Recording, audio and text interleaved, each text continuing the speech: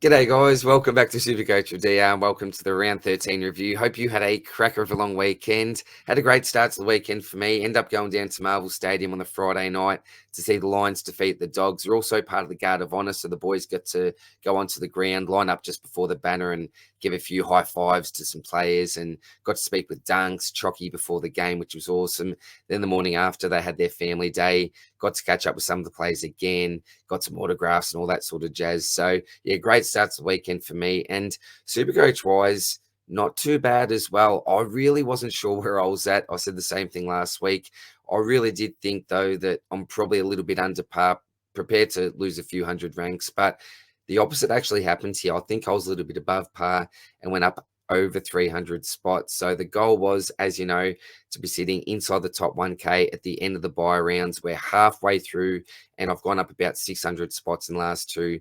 1,131. Now, the big test is going to be this week because round 14 was always going to be my tough buy round. And hey, they said that this buy round's meant to be the easy one in inverted commas, but there was a fair bit of carnage. So I've just got my fingers crossed that we can get through this next one, round 14. Then I'm looking a little bit better for 15, and then just say goodbye to the buys for the rest of the year because they are so painful.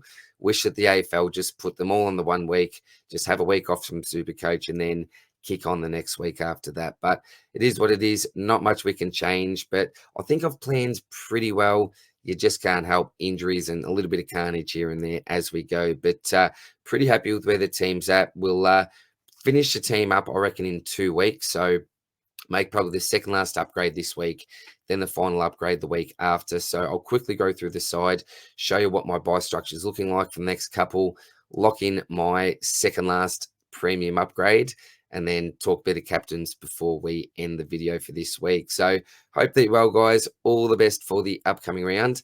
Let's see how the team's actually looking.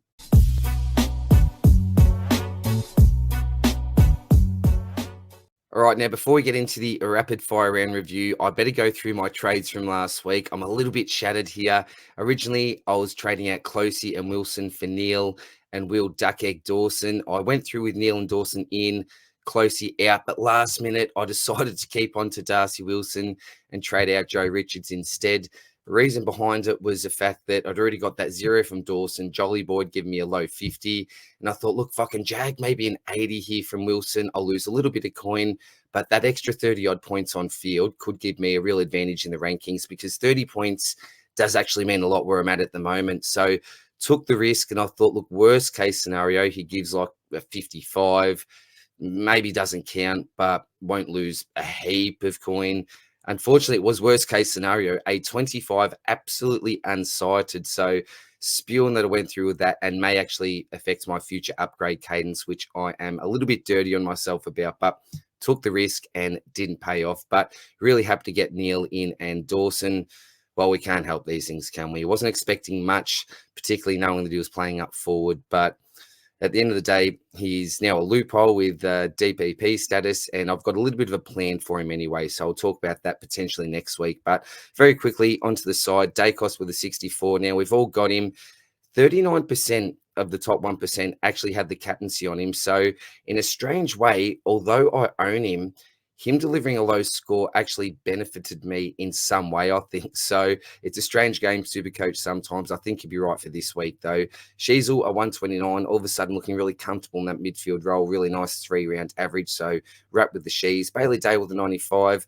Okay type thing. The Dogs didn't perform overly well. The Bond didn't even get to 100, so I'll take a 95 from Dale. That's all good, no disaster. Nicky Martin, the roller coaster of emotions that you feel owning this man is unbelievable. Played everywhere this week, started off down back, then was moved forward, had a real impact, 2 goals too. If he had have actually kicked straight, this could have been a 100-plus score, then was thrown into the midfield later on in the game. So a little bit of everywhere was Nick Martin, but 92, I'll take from him, particularly what he's been dishing out lately. Sexton with an 87. Again, this bloke was started as a rookie. I held on to him during those dark times when he wasn't selected. Now he's bounced back. Dream team ratio compared to Supercoach, though, was shocking from a Supercoach point of view. I think it was about 130 dream team. So, yeah, not a great result there, but still 87 for someone at his price is absolutely fine for me. Horde didn't play. Reed is now injured again, so Yeah, he's just not going to come back by all reports. So yeah, I've been waiting. Just unfortunate there. Is what it is. Bond with the 99 was tagged pretty hard by Berry. Had a bit of an impact up forward, kicking 3 goals, but just wasn't his night. Wasn't the Dogs' night. But again, yeah, that's okay. We can give him a bit of a mulligan after what he did for us a week before. Neil on debut with a 134. I'm not going to rant here, but if you look at his stat sheet, I think it was 38 possessions, heap of contested, 2 goals, did absolutely everything Lockie Neal, and only 134. So this was a 150 every day of the week, but again, not going to complain. Lions got the win, and he got a great score. However, this week, coming up against Windy, I don't like his prospects of scoring overly well. He's shut down Took and some other good players in the last few weeks, and then potentially William Drew after that. So a little bit concerning there with Lockie Neal, but really happy after 1 week anyway. Zerrett with a 125. Really happy here because Chincotta was tagging him early on, and I thought, here we go, another sub 90 odd, definitely sub ton. But for him to get 125, I think was absolutely wonderful. I'd mark this as a bit of a dud score coming up. So really wrapped with Zerrett there. Walsh, 87. I'm a little bit sick of owning this bloke. Got the bye this week. So have a week off, Sammy, and please come back to that first 2 weeks form when you first burst onto the scene when you came back from injury and I accidentally selected you. And I don't even want to talk about Sam Walsh. It is what it is now. Clayton Oliver, this is a really interesting one because I know some people looking to potentially trade him out this week. First quarter certainly didn't pass the eye test, but I think after that really worked his way into the game. And in my personal situation, I'm going to hold on to him as that M8. If I've got a real luxury, I could push him to M9, but I don't think that's going to happen, unfortunately, for me this year. I've just got my fingers crossed that he'll come back after the bye a little bit more fit and refreshed and looking for a red-hot start or red-hot end to the season. Tommy Green, what do you say? 79. Is he a premium anymore? I really don't know, but this is such a terrible loan. I'm sorry that I've recommended to trade him in over the last month or two. I've just been waiting for him to come back, show some signs like he did earlier in the season, but it's not happening at the moment. So he'll just sit there for now. At least he's had his bye and he can cover for the next two, and just fingers crossed with this pick. It's not a fun own whatsoever. Darcy Wilson, we've already talked about. Shocking game from him with a 25. My man Brucey with a 70. I'll take that every day of the week. So looking like the better pick over Sullivan at this stage. You sort of go back and forth, don't you, with the Sullivan Revel picks and how they've worked out. But with that DPP status, he's not getting subbed off. I love this guy. He's an absolute ripper of a human as well. Had a good chat with him on the family day. Very humble man. Just a ripper is Brucey. So really happy to own him. Will be a really handy player moving forward, I think. And then Butters, Sarong and Fife. Very, very happy to welcome them back onto the field this week. Maxi Gorn had as the captain, so it was either him or Dacos for me after having Heaney as a vice captain, and Maxi absolutely smashed it. And again, similar to Neil, these two blokes are absolutely ripped off, in my opinion, but maybe owners' bias, who knows? But yeah, wonderful game from Gorn. We know what his MCG average is like. Melbourne played a shocker the week before against Freo, so we're expecting him to bounce back. He's obviously got the bye this week, so non-owners will be rejoicing for probably the second time this season after he had his first bye. But after that, I think he'll have a red-hot end to the season. So, you got to have Max Gorn in your side. It's as simple as that. Ned Moyle, this was looking like an absolute disaster. Excuse me, but he really saved this with a huge last quarter. I think it was 50-plus points, hit-outs to advantage, contested possessions, a couple of nice contested marks as well. So I'll say goodbye to him this week. It's worked out really well, I think, for the 2 weeks that I've owned him. He's gone up about 120K, given me a couple of decent scores that I've used on field. So all good. Pretty quick transaction there, and I'll probably look to potentially upgrade in this spot this week. Livingston is a loop. Flanders will the 152. I probably should have looked more into him as a vice captain option. So you look at Flanders and you think, well, a bit of a lack of ceiling here, but you got to look at his opposition who he was playing, and it did make sense. So congratulations if you went there as your VC. Really well done. He's obviously got the week off, though. Heaney I had as my vice captain, and at half-time, he was on 70+, so it was looking really, really good here. I was licking my lips with this one, but really slowed up in the second half, but still 116. that's okay, but not for a vice captain, unfortunately. Zorko with a 95, a little bit underwhelming the last few weeks after getting that big 160 plus to start his career in DR's rusty spoons in 2024, but still clearly a top forward for this year. Very happy to own him. Fisher up with a 120, came off late with some cramp. He was actually on 134, but just lost a heap of scaling due to coming off and spending a bit of time on the bench late in the game, but nothing to worry about here. He should be fine for this week. And really, looking at what his 5-round average here, he's definitely going to be a top forward for us. So keeper in every way of the word, I think, Zach Fisher. Freya with a 53. Look, did he count for me? No, I don't think he did. So, look, didn't do much for me this week, but I think I may even hold him through the bye. I've got the potential to keep on to him, maybe instead of a Garcia, who knows what's happening with Garcia. Don't really know at this stage. So we'll see what happens with Jolly Boy, but definitely keep on to him for this week anyway. Dawson, really unfortunate, a 0, but not much we can do there.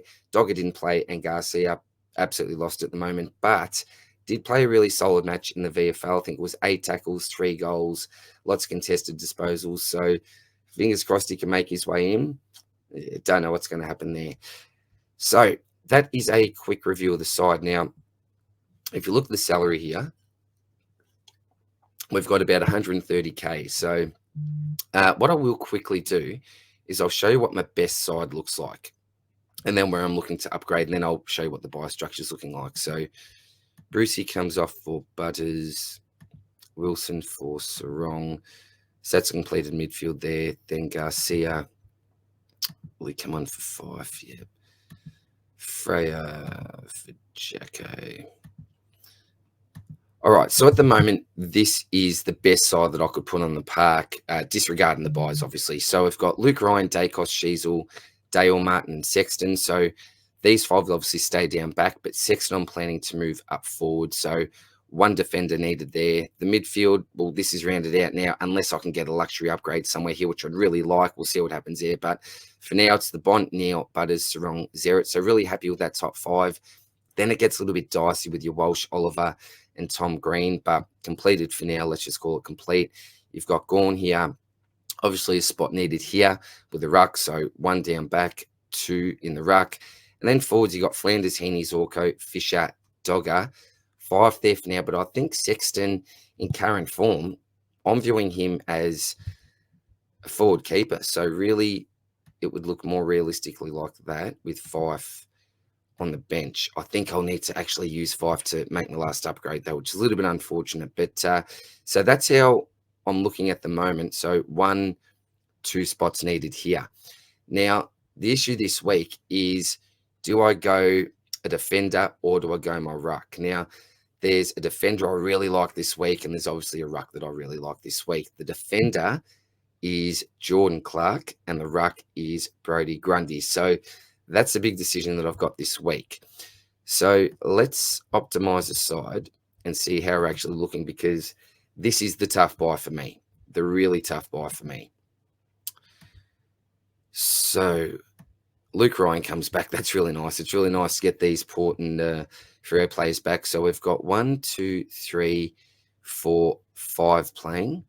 6, 7, 8, 9, 10, 11, 12, 13, 14, 15, 16, 17. I'm not going to count Garcia. So I've got 17 playing at the moment, which means I'm currently running with a donut. So we do need to do something about this. Now, what are we going to do? The obvious one here, and this is something I have to do, is get rid of Darcy Wilson. So what is he now? 368K. I should have done it a couple of weeks ago, but look, it is what it is. This does hurt, I must be honest. But the downgrade options don't look fantastic. I can't just go an upgrade here in the run trade.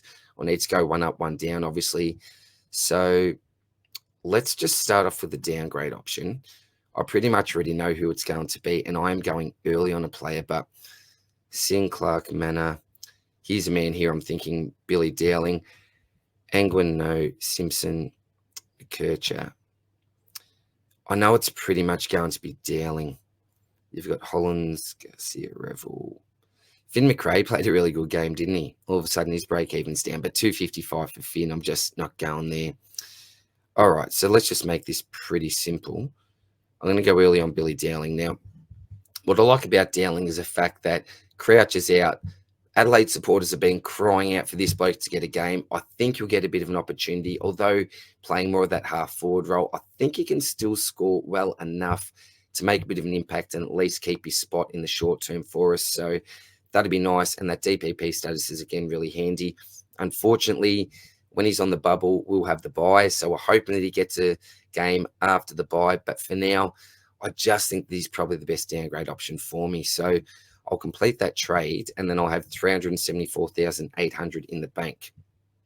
So the options I've got now are to either, so what I will do actually is I'll get Dogger back here because I'm most likely going to get Moyle out this week. I think that's the obvious one.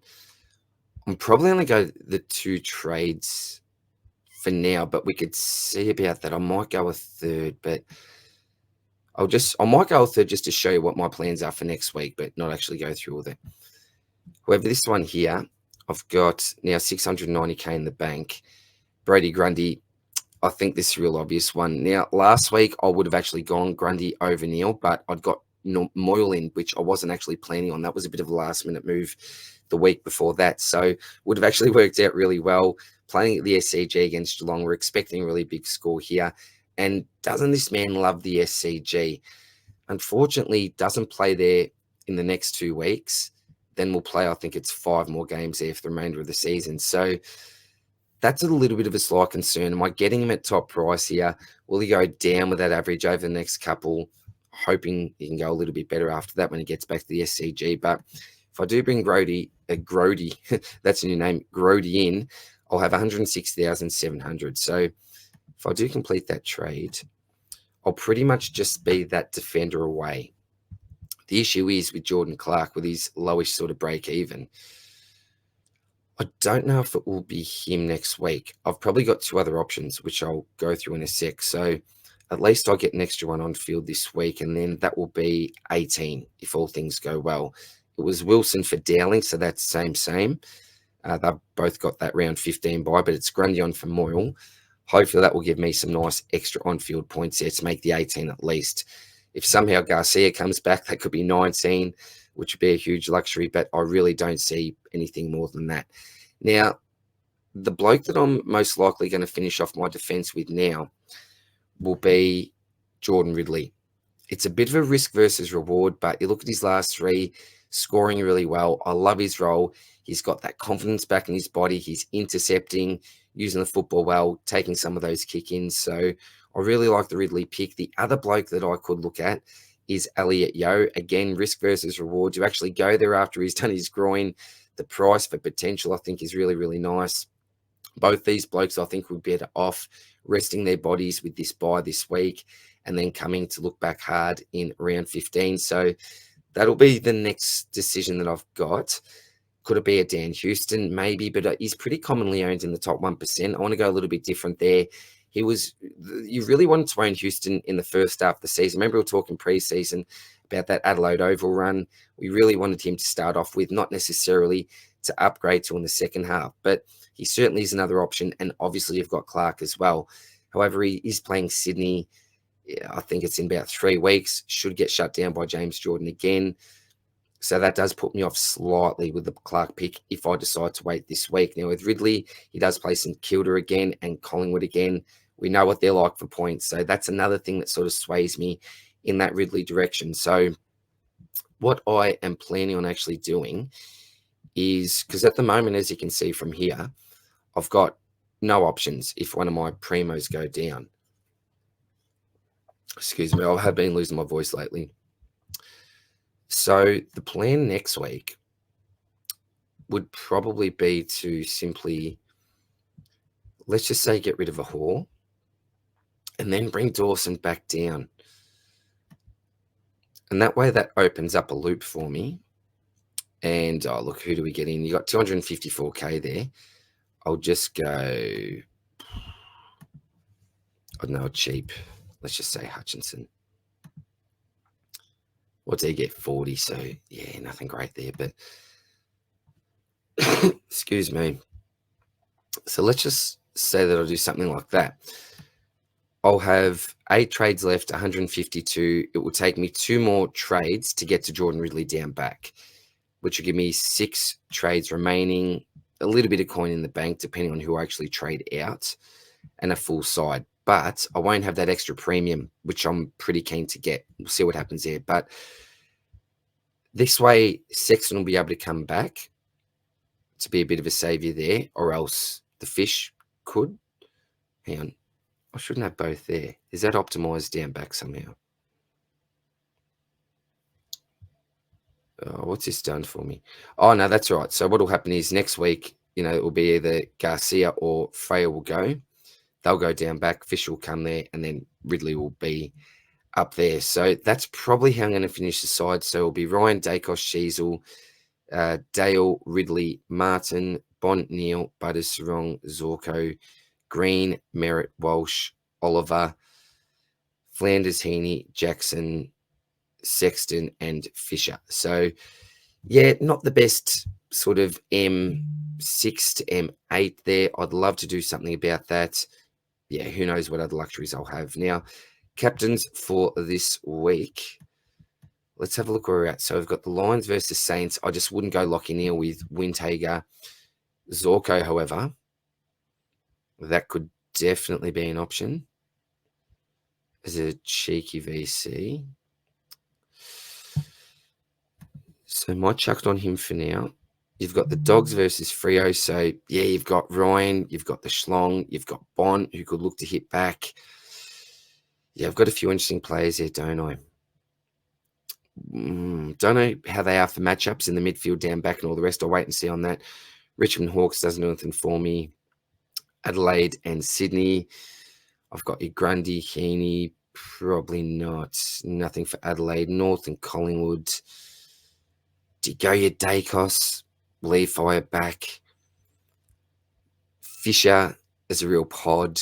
You probably wouldn't be brave enough to do that. Sheasel, maybe. Probably not. Then Port. Maybe your Butters is a backup captain. Your Green.